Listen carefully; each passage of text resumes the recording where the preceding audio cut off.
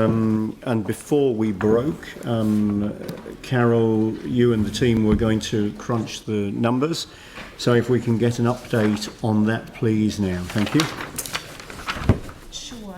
So as we signalled earlier, the average rates increase has moved from 3.5 up to 3.8.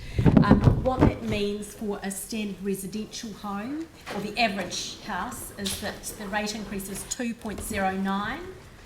For business, it is 3.34, and for remote rural, it is 4.59. Sorry, can you give those Can you just run through those again, please? Thanks. Sure.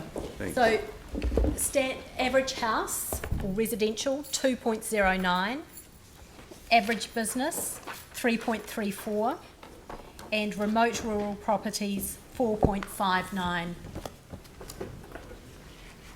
And if we can get that in dollar terms as well. Oh, sure. So, average house $1.12 a week, 58.09 a year. Average business $8.26 a week, 429.77 per year, and remote rural per week $2.58, and per year $134.11. I can circulate that around as a table for you.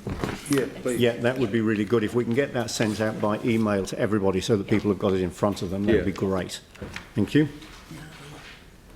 Resolutions have all been updated. Yes. And as Diane's just pointed out, the resolutions have all been updated, and we've got those updated on the screen in front of you now. All right, thank you. All right, so are there any questions on what we've just heard? I mean, it really is a factual update based on the decisions that were made this morning. All right, so I'm then happy to move resolution 2.10, which is that we adopt the annual plan. Mike, you're happy to second that? Thank you. All right, so now we'll move into debate, and what I might do is just go round the table as we have done in the past. Everybody doesn't need to speak to this if they don't want to. I'm assuming many will. And we'll have 3 minutes per person for the debate. This is on the whole annual plan, and then we've got a number of other resolutions that flow on from this, which are largely procedural, after we've concluded this debate. Sarah. Just process-wise, I'm just wondering, now that we've got the financial implications of the water excess charge decision actually in front of us, whether there was a mind to test the room to see whether everyone's still, now that now that it's clear that the residential's gone from 1.77 up to 2.09, whether people were of a mind to revisit that decision. Can we just see? We just doesn't need a full vote, but just maybe a bit of a test of the room to see whether people wanted to have another look at that. It would take a 75%, but which I don't think is likely, but I just wondered if now that we've got the full information, whether that was worth retesting. See for 75%. So it would require a 75% majority to overturn the resolution. Within the meeting. Can I just point out what Standing Orders says? Yeah, thank you. A meeting may revoke or alter a previous resolution made at the same meeting where, during the course of the meeting, it receives fresh facts or information concerning the resolution. Yep. In this situation, 75% of the members present and voting must agree to the revocation or alteration. Yeah. 12 members. Be clear, which resolution are we talking about? So this is the resolution the on the excess charges. water charge. So, I mean, the question really is, if there was a desire to do that, would there be 75% in favour of doing so? That's 12 members. So that would be 12. Yeah. So there's 4 to change their mind who voted against. Well, what about your amendment though, Andrew? If we're going to do that, should we not do yours as well? Well, no, I mean, I'm comfortable that, you know, we put that and it was dealt with in the way that it It was. sounds like some people do want to relive the game. Well, I mean, there are a number of ways of achieving an outcome. That was one of them. This potentially is another. I mean, What's the friction? So what's the new information? Yeah, exactly. the table which is in front of us. Rates impact for residents of the decision. But we already knew that. No, we knew that there would be a 0.3. We didn't know that that would take it from 1.77 to over 2% for residential. We didn't have all of those numbers crunched for us. Yeah. I mean, I knew We had a fair we knew that it would go up. Yeah. I'm just Yeah. I'm wondering not if sure it was what the worth. new information actually is. Don't get me wrong, I'd be happy Yeah, It's still to change it. 3. But Yeah, so can I just get a sense from the room of People not whether keen to? there is a desire to go down the path that Sarah has suggested? Has anyone changed their mind? Okay, that's fine. That's what I'm meaning. Yeah, yeah. So we're not going to relitigate that. No, that's No. fine. Just checking. Yeah. No. No, it's a good point. But- It's a very good point. Yeah. I actually think that's a terrible thing to even consider. I know we're allowed to do it, but it's not a good look. And I don't, I'm Okay, not let's happy to not even further consider debate it. Given that it's not supported, let's not further debate it. Again, it was an opportunity which has been put out there as an opportunity. We'll not proceed with it. All right. Move to debate. So the resolution has been moved and seconded, so now we'll move to debate. My intention would be just to go round the table, starting with James, finishing with Mike. So, James. I'll stand aside for the moment. I'm not ready. Right, okay, well, I'll come back to you towards the end in that case. Pauline. Okay, thank you. I'll kick away. Look, and I am really sorry that we were not ready to bring an excessive volumetric water charge.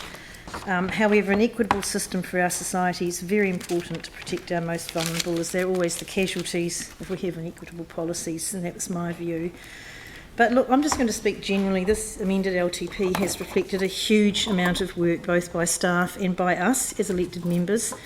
I mean, just take the level of debate today over 3 main issues and basically multiply that by 1,000. You might have a fair idea of what we've been through in the last few months. But look, I'm really proud at the end result. And the complimentary and even high praise, if I may say so, from the Audit and Risk Committee Chair on the process, the level of risk and assurance in this annual plan is remarkable. When Kim compared Christchurch post-COVID annual plan to Auckland, I was momentarily thinking she was going to say ours was better. However, I'll take equally good as a compliment for this organisation. And I wish to thank and recognise the staff for all the work.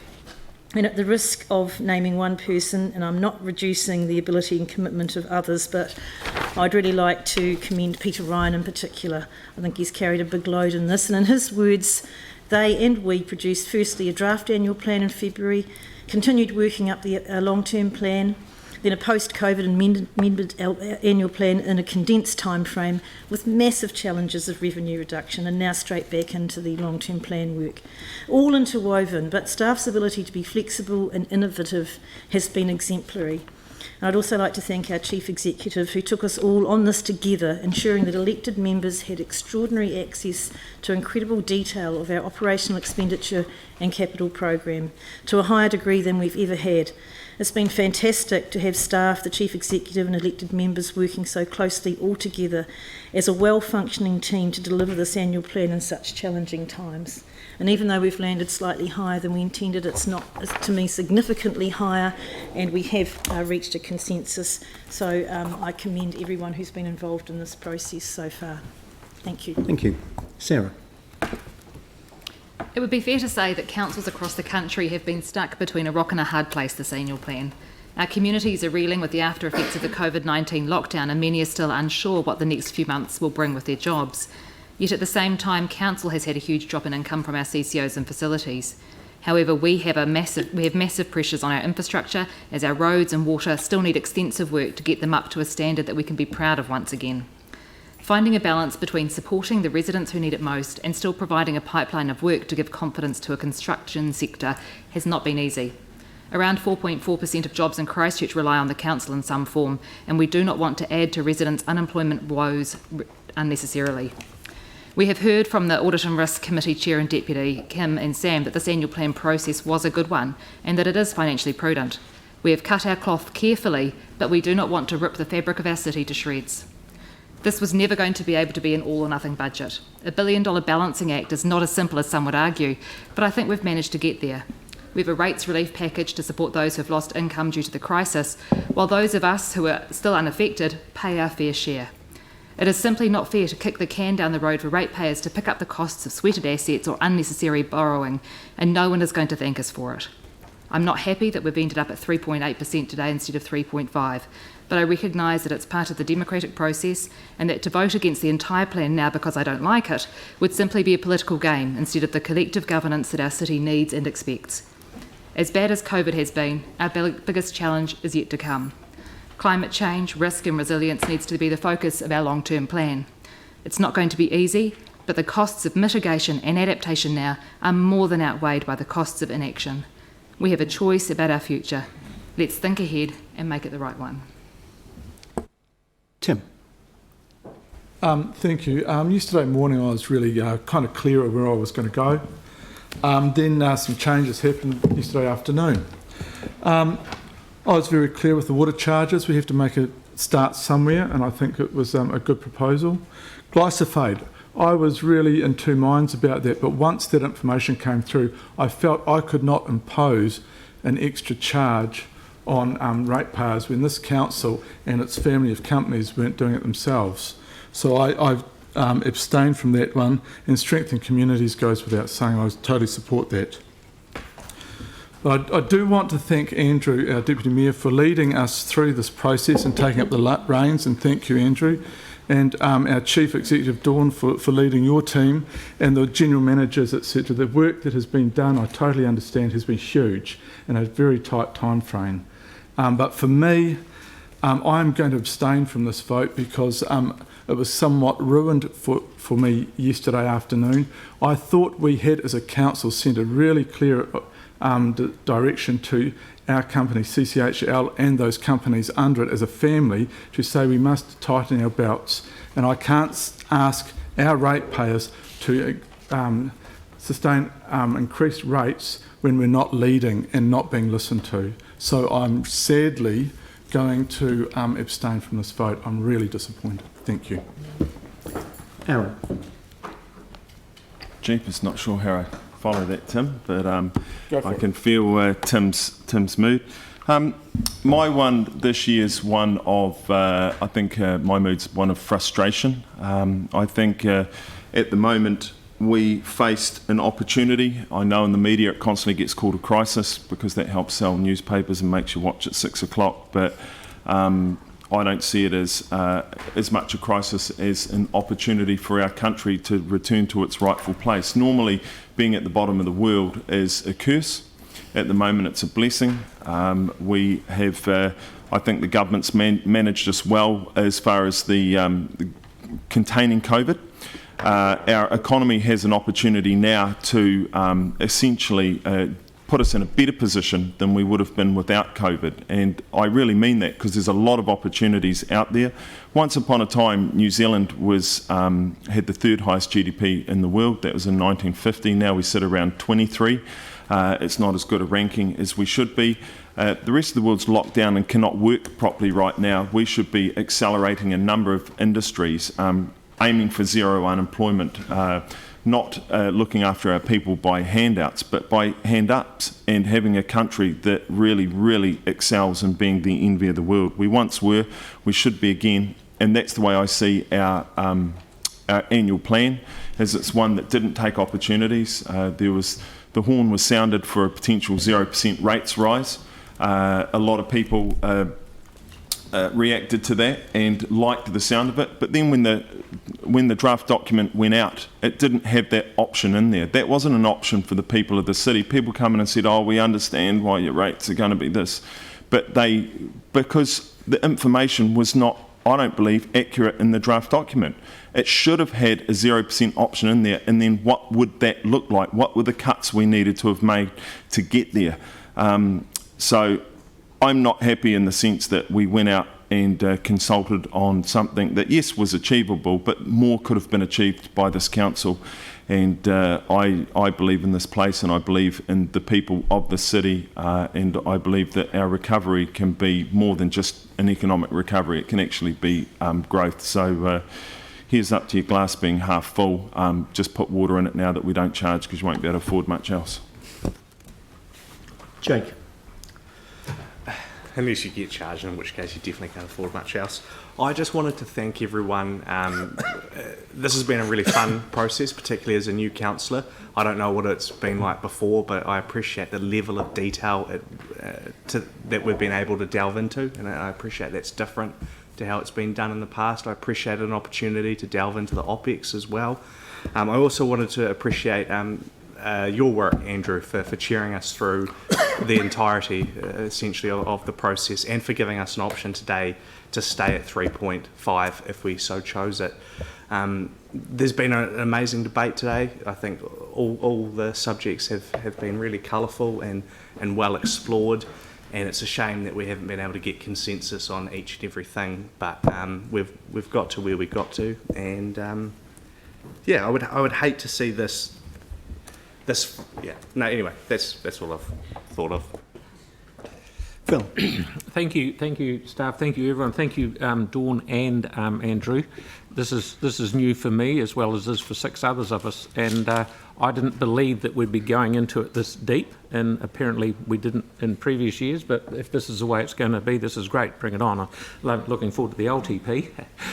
One thing that. Some things that I wanted to chop didn't get chopped, but that's life. But one thing I'm very passionate about is that we've actually increased the budget for smoothing of roads, because one of the biggest gripes I get mainly out in the east, but everyone does, is the low satisfaction of, at 26% on here, of how smooth roads are. Now, with Mike mainly got it, but we have got an extra $4.5 million for smoothing roads. I feel that we're better to do more smoothing of asphalt than just running around spraying chip seal on something that's a little bit uneven and messy. So I'm really looking forward going with the roading guys going ahead and getting our roads a lot better. Thank you. Thank you. Anne. Kia ora. So our council has been placed in an incredibly difficult position due to COVID-19. Dividends down, loss of revenue from our closed facilities, unexpected extra costs, sending recyclables to landfill. We found ourselves in a very different place than when we put together our original annual plan in February. So a huge amount of work has been done to address the impacts of COVID-19, of this crisis, both on this organisation and on our communities. Thank you to our Deputy Mayor and our CEO especially for the work done, and our ELT, who have put in an enormous amount of work to identify savings across every part of the organisation. Thank you. Your work is enormously valued. We couldn't have done this without you. The challenge has been to ensure that we are continuing to offer the right services to our residents while continuing to support our city and its economy to recover from this terrible pandemic. Staff have presented options for reworking the budget to us, and we have made informed decisions where this council will spend its money and the level of service it will provide. The draft annual plan presented to our communities was a result of this process. In following feedback, changes have been made, and we have this annual plan that we are considering today. The rate of 3.8 is higher than we had hoped, but it supports our government's, both national and local, for economic recovery and to support employment and to continue to build infrastructure. We have avoided severe impact on our services, maintenance and capital works, and job losses within the organisation. I believe less than 5. We have avoided having to trigger an LTP process because of the impact of lowering drastically levels of service. Sadly, however, any rates rise is going to have to add a financial burden and stress to many who are already facing this at this time. So it is really reassuring that we have been able to include a significant comprehensive rates relief package in this budget, in this annual plan. Council will continue to provide rates relief through an extension of time available to make rates payments due to financial hardship caused by COVID-19. Finally, many submitters to the draft annual plan challenge Council to consult with communities in a more open and collaborative way. The most recent residents' survey revealed that respondents felt that they can't engage with council's decision-making processes. I'm delighted that the Mayor is proposing a residents' forum to identify barriers for engagement and to help guide the council as we work with our residents over issues such as the water discussion that we had this morning. I look forward to working closely in partnership with my fellow residents to address the serious issues that we are all facing as we go forward. So I'm very supportive of this today. Thank you. Thank you. James, I'll come back to you now. Kia ora koutou, te mea tuatahi. The first thing is I want to acknowledge the staff led by the CE for all your preparation and advice that was not always taken by council, but it is appreciated that, and you'll appreciate that that's the way the system works, but I appreciate that all the mahi that you've put in to get us to this point. In February, I was open about supporting a zero rates increase, and we were in the process of consulting on a 4.65% increase, and I thought it should have been, could have been and should have been lower. Then a month later, we have COVID-19 hit us, and the effect of that is in the pocket. We've had a financial hit already in this financial year, and we'll have another one next year. Notwithstanding that, we've consulted and been through the process and landed today on 3.8. Ipso facto, therefore, 4.6 was too high before. I rest my case. I have to acknowledge that I had told a lot of people that I was going to support extra charges on excess water, but because of the debate we had here this morning, I changed my mind on that.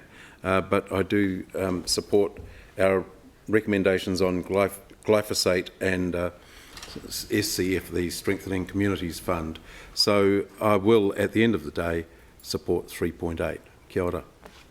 Thank you. Sam.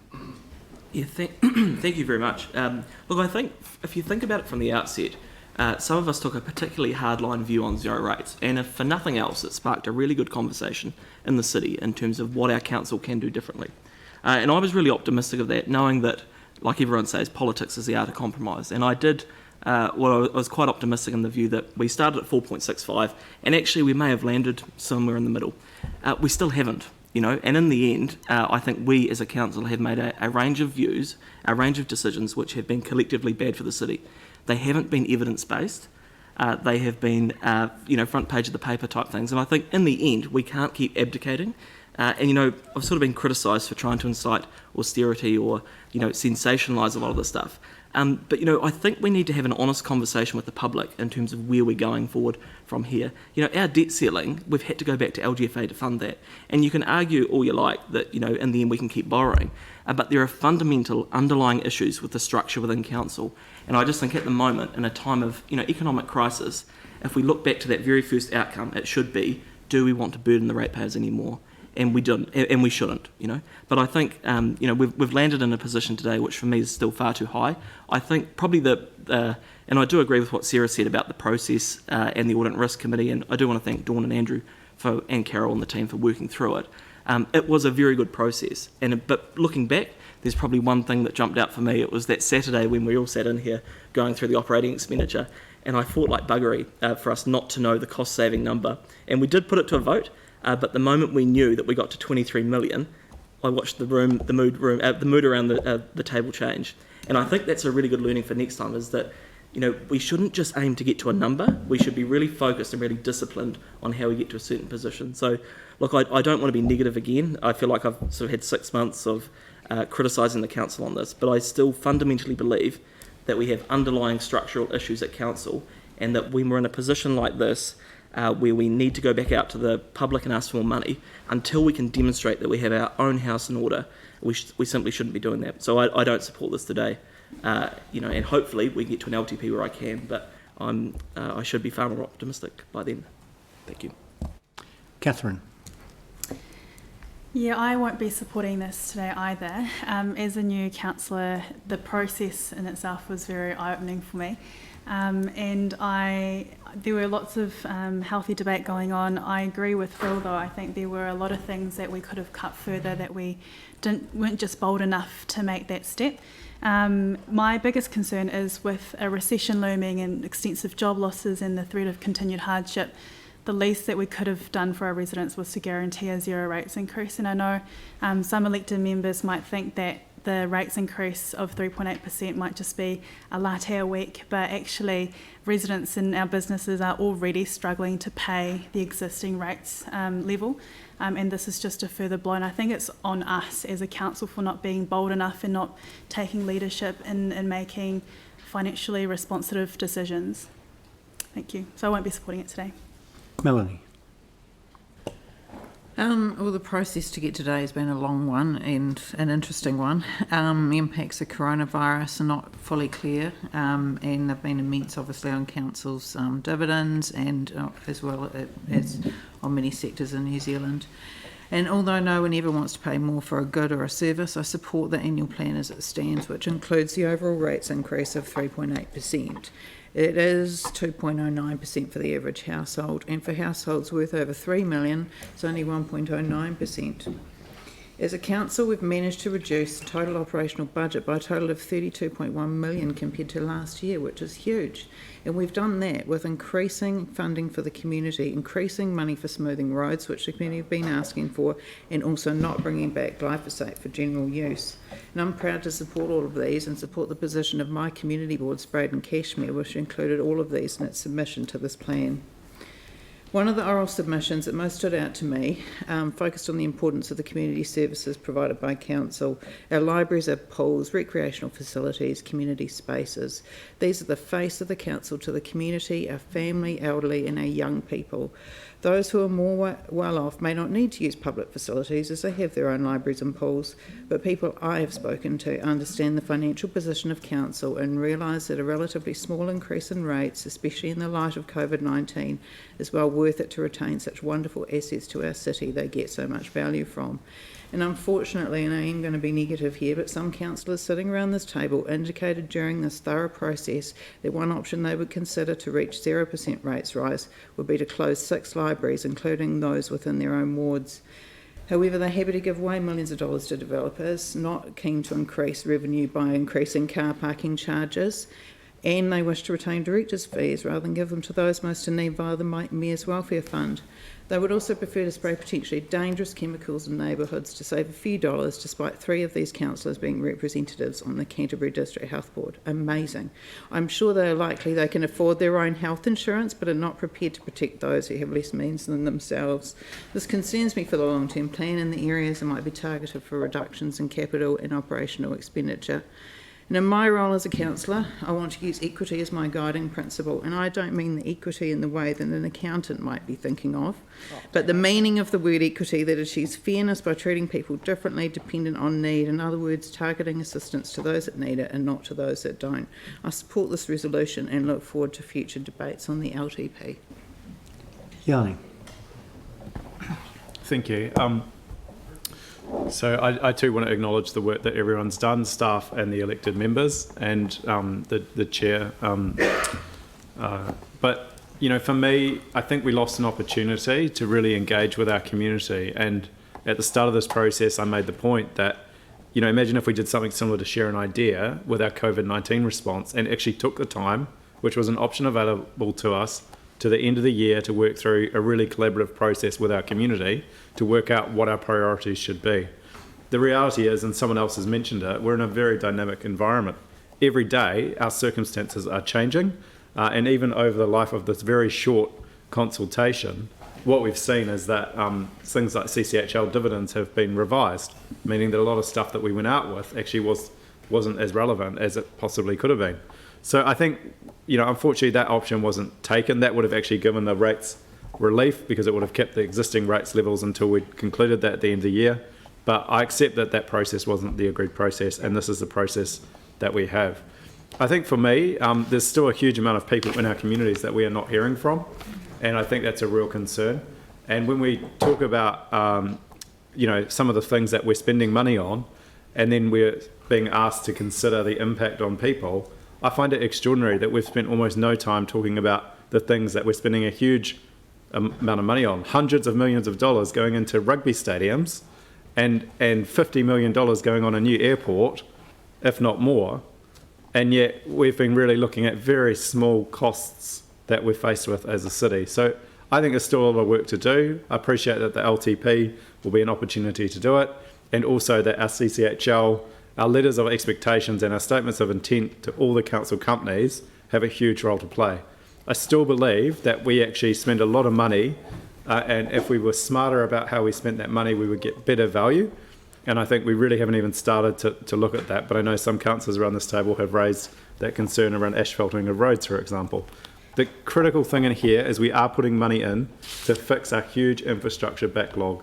And I will support this today, because one thing I know is that we're still recovering from the earthquake in terms of our infrastructure deficit, and we must continue to spend money to make sure that the broken suburbs and broken communities are having some investment to try and get on top of our huge maintenance and amenity issues. So I will support this today. I do signal that through the public consultation, we heard overwhelmingly that people were still concerned that those who were the most well off and at the top are still not contributing their fair share to the fallout that we're faced with. And I look forward to having a really good discussion in the future around how we look at rebalancing and getting to a much more equitable way in which we distribute the cost. Thank you. Jimmy. Yeah, thank you. Yeah. In response to the COVID-19 pandemic lockdown, so this year the annual plan actually is the probably longest time period we through all the process. Particularly, we are all aware we have 2 times dropped those annual plan. We go to the public consultation, but I respect those process, because we're less open, transparent the process. So even the result, maybe some issues, some items we disappoint, but I accept this process. And also actually, during all the discussion, we have actually still discussed some critical, significant issues. For instance, like glyphosate, whether we consider to reuse or not, or we just consider to save the budget cost of 3.5 or 3.2, etc. That's in relation to healthy and safety issue. So, but I'm quite happy. The majority of people feedback is not use this one again. The other one is we support those 500K. Those one-off strengthened community fund. That's very important, because this COVID-19 the pandemic lockdown, it's extraordinary the time period. And also I always emphasize council. We also emphasize council working together with community as a partnership. Then we can achieve our common goal, particularly those social, economic, and culture, and the environment. Those ones, we have to be the kind of the partnership. The other one is based on all the survey. We dropped from 62% to 50%. So I'm quite happy we increased $4 and $5 million for road resilience before the winter time, etc. But also we listen to the people, either from citywide or from the local one. But in the local one, I still would like to quite highlight regarding the new home-built library, and also the customer service, and those Southwest Leisure Center. They particularly emphasizing. Council, we shift $3.7 million to fiscal 2023. However, this long-awaited project, we want to any delay again. The other one is the Horseway Junction Road extension. This for almost 5 years, not any progress. And also this one of the council's shovel-ready progress. So we need to monitor this deliverability as quickly as possible. But generally speaking, I total support up to now the new revised the annual plan, and we work together for implementation of this plan more effectively, efficiently. That's very important. Thank you. James. Dawn, thank you. Thank you to your staff. Andrew, thank you to you. A tremendous amount of work has been done, and it certainly has been noticed and appreciated by me. And thank you to my colleagues as well. We've also put all put in a huge amount of time and effort into this to get to this point. But I do think that this is a choice between a rate, borrow and spend budget or a cut your cloth accordingly budget. And quite frankly, the climate we find ourselves in, I don't think that's actually a choice. I don't think that should be a genuine choice, because I think it's a no-brainer. I don't think that the core role of a council is to be providing work and jobs for people, but instead I think the job of a council is to be making every hard-earned ratepayer dollar count. That is what our community expects of us. Reining in spending is exactly what they should be demanding, and a lot of people have made submissions to that effect. This annual plan still proposes a capital spend for the next financial year of $518 million. It's slightly over $400 million in traditional capital spend and about $100 million in a tranche for the multi-use arena and metro sports facility. We're a city of not even 400,000 people. Some people have called this austerity what myself and others have been proposing, but there's over a $500 million capital budget for the next financial year. If that's austerity, I would hate to be paying down the debt for an opulent budget. So when justifying the capital spend, you often hear that people say that CapEx is cheaper than OpEx, and that's true to a point, but it's only because you mortgage up the future with debt. Plus the CapEx then creates OpEx. So those shiny new facilities, they all need to be operated, they all need to be maintained, and that usually occurs at an ever-increasing cost forever thereafter.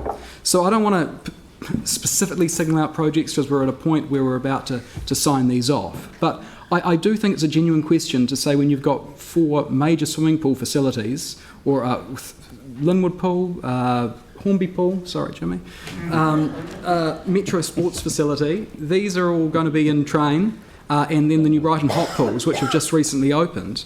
After COVID-19, I don't think it would be inappropriate, and in fact I think it would be prudent for the council to say, do you know what, maybe one of these projects could wait a year. Maybe one of these projects, and in the case of Linwood and Hornby, they're 10 minutes down the road from another swimming pool. If you enter the addresses into Google Maps, it's 10 minutes down Morehouse Ave from Linwood Pool to the Metro Sports Facility. The Hallsville Pool is 11 minutes from the Hornby site. So I'm not saying that these communities don't deserve these facilities.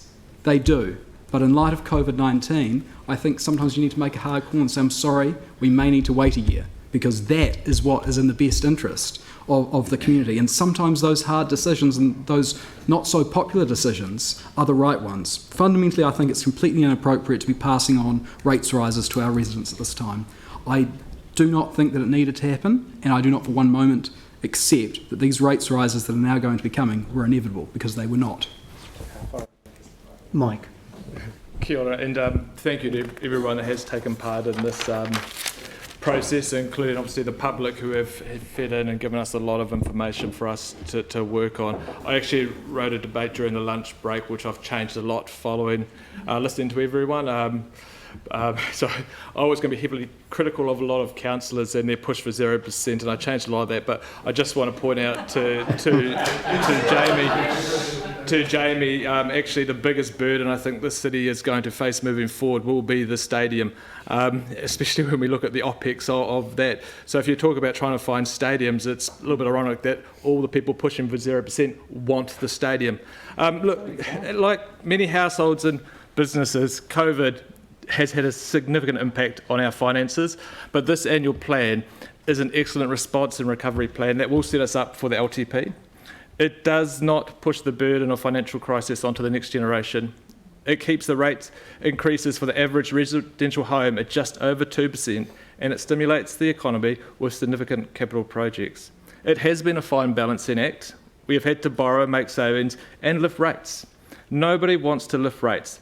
But the reality was that a 0% rates increase would have been an anti-family, anti-community and anti-economic recovery budget that would have hurt this city for many years to come, economically, socially and environmentally. And we are listening.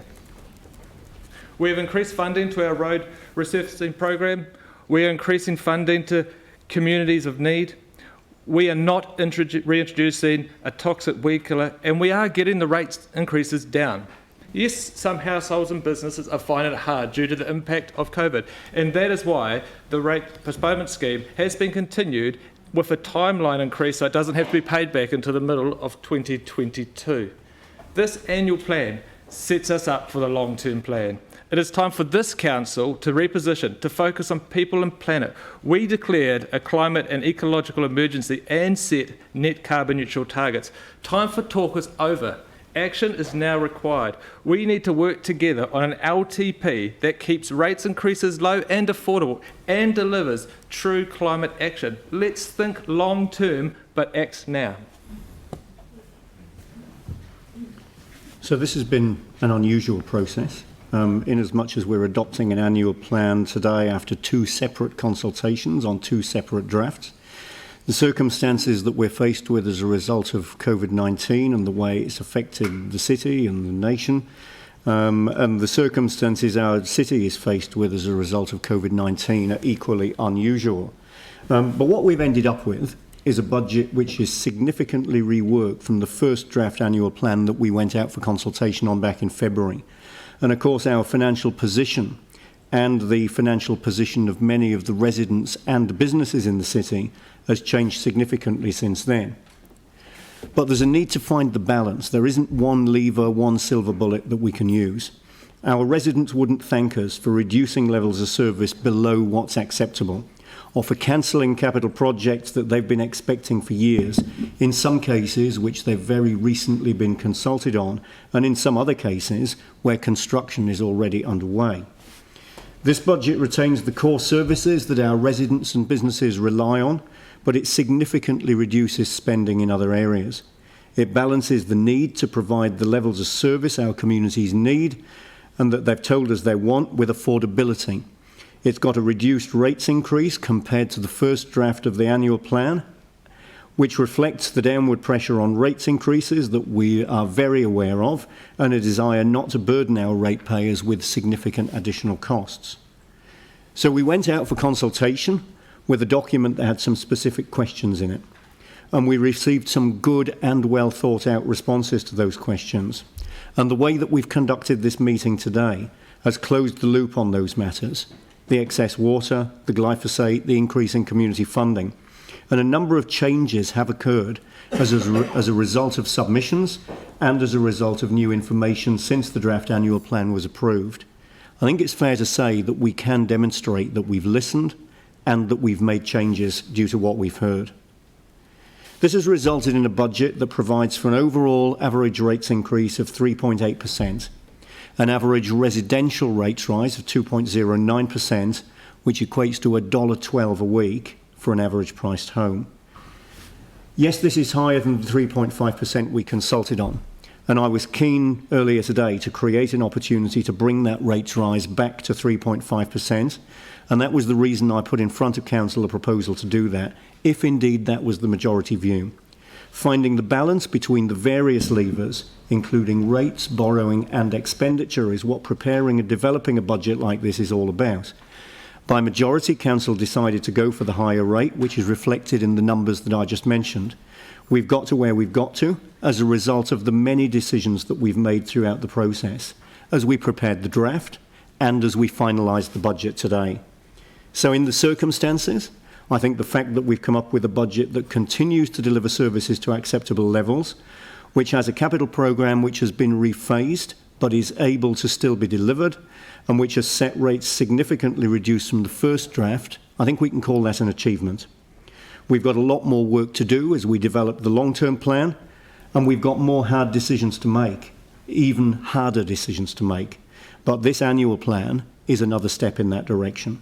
So I'd like to finish by thanking staff, not just the finance team, but staff all across this organisation who have worked overtime, evenings and weekends, who have worked quickly and methodically and collaboratively to provide information, to answer questions, and to work in a way that meant that we were able to do our job as elected members effectively with good and timely information in front of us. I'd also like to thank Dawn for her leadership of the process. I'd like to thank the elected members for the way that we have all engaged with the process, given our time and really done the work to get to the result that we've got to today. The members of the public as well, we should thank, who have engaged by writing submissions, and the people that took their time to come and speak to us in the chamber. So this has been a collaborative process, and a budget like this is always going to be about compromise, about balancing, and about, inevitably in the end, pleasing most of the people most of the time. And what we've seen today is a budget that we've arrived at through those considerations, that collaboration, those compromises, that process, and which has been arrived at through the democratic decisions that we've very openly made in this meeting today. So I'm happy to be the mover of this budget, and I'll obviously be voting in favour of it today. So I'll put the motion. All those in favour say aye. Aye. Against? No. That's carried. And if we can just note those that voted against. Why don't you just do a division? It's quite. Let's do it. Okay, calling for a division. Let's run division. Councillor Keogh. Oh, yeah, they've changed the order. No. No, I'm not me, is what I'm saying. Councillor McClellan. Yes. Councillor McDonald. No. Councillor Davidson. Aye. Councillor Galloway. Yes. Councillor Scandrix. No. Councillor Chu. No. Councillor Coker. Aye. Councillor Cotter. Aye. Councillor Chen. Yes. Councillor Templeton. Aye. Councillor Major. Councillor Turner. Yes. Councillor Johansson. Yes. Councillor Daniels. Aye. Councillor Goff. No.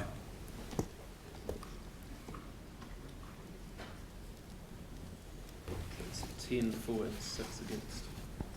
10 for, 6 against. That's carried. Okay, so now moving to the next resolution, clause 2.11, authorises the Chief Financial Officer to make any amendments. I'm happy to move that. Do I have a seconder? Mike? All those in favour say aye. Aye. Against? That's carried. And then clause 2.12. Again, I'm happy to move that clause. Do I have a seconder? Jimmy? This is the authorisation. The authorisation to borrow. Yep, 2.12. So moved and seconded. All those in favour say aye. Aye. Against? That's carried. And then the clauses 2.13, 2.14, 2.15, 2.16 and 2.17, which have the effect of setting the rate. Again, I'm happy to move those clauses. Melanie, you'll second? 2.15, can we just scroll down, please?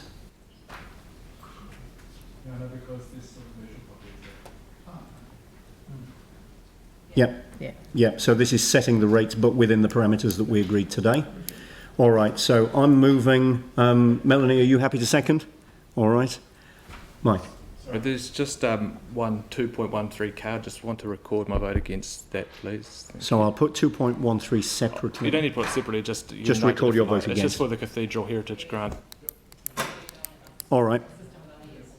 All right, so I will... Okay, so I will put 2.13 separately.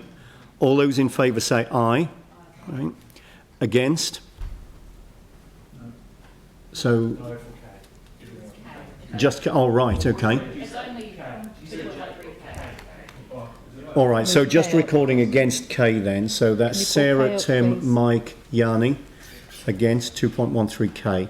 All right, so I could have put them all together. So I'll put the balance of the motion now. All those in favour say aye. Against? No. Okay, so the noes are Sam, Catherine, Jamie and Aaron. And Tim.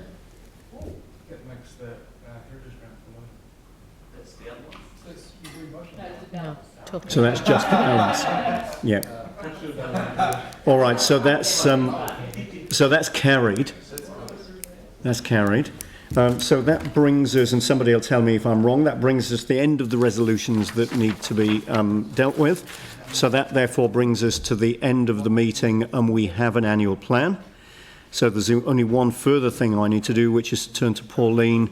Well, actually, there's one further thing I want to do before we do that, which is to thank everybody that's been involved, not only in the process as I did in the debate, but in running this meeting as well. I know there's been quite a bit of backwards and forwards and work done to answer questions and to deal with amendments and so on. Thanks to everybody involved for the support that you've given us in this meeting as well. So thank you very much indeed. And now the only thing for me to do is to turn to Pauline, to ask you, Pauline, to close the meeting. Kia ora. Tukuna ti warara ki riri ki te taumata. Ko te matatika matapuno hi arihi. Ina mahi. Ka auratahi te tira kia iki panuku. Kia iki tangaroa. Homi e. Hui e. Tai kie. Kia ora. Thank you. Thank you, Andrew, for all of that. Like, I really meant that. You've done a really tremendous job chairing this through what has not always been difficult, so thanks.